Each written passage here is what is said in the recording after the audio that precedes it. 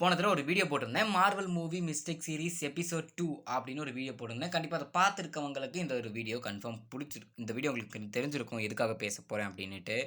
Actually அந்த வீடியோவுக்கு ஒரு 2 கமெண்ட் ஒண்ணு வந்துருச்சு.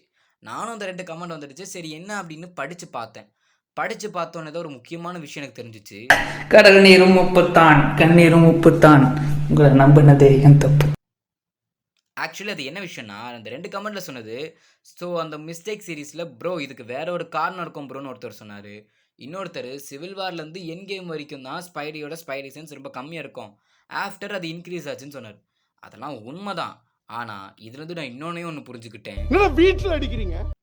இது நாள் வரைக்கும் நீங்க என்ன இந்த அளவுக்கு கேவலமா கேட்டது கிடையாது. பட் அதுக்காண்டி அத பத்தி கொஞ்சம் ரிசர்ச் பண்ணி பார்த்தேன். அப்ப தான் எனக்கு ஒரு விஷயம் தெரிஞ்சுச்சு. டேய் இதுவரைக்கும் நம்ம ஆண்ட்ரூவா இருக்கட்டும், நம்ம டோபியா இருக்கட்டும், இவ்வளோ கேவலமாவா இருந்தாங்க? பின்னாடி இருந்து அடிச்சா எப்படிங்க ஸ்பைடர்மேனுக்கு தெரியாம இருக்கும்? கண்டிப்பா தெரிஞ்சிருக்கும்.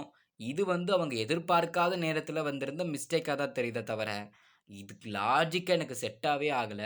ஏன்னா ஸ்பைடி சென்ஸ் கம்மியாகவே இருக்கட்டுமே, அந்த ஃபார் ஃப்ரம் ஹோம்ல மிஸ்டீரியா கூட ஃபைட் பண்ணதுலாம் ரொம்ப சங்கட்டமான ஒரு ஃபைட்டு. அதனால அந்த ஸ்பைடி சென்ஸ் உச்சகட்டத்தில இருக்கணுன்ட்டு அவசியம். ஆனா இது ஜஸ்ட் பின்னாடி இருந்து தான் எத்துனா, அதனால இது வெறும் மிஸ்டேக் தான்.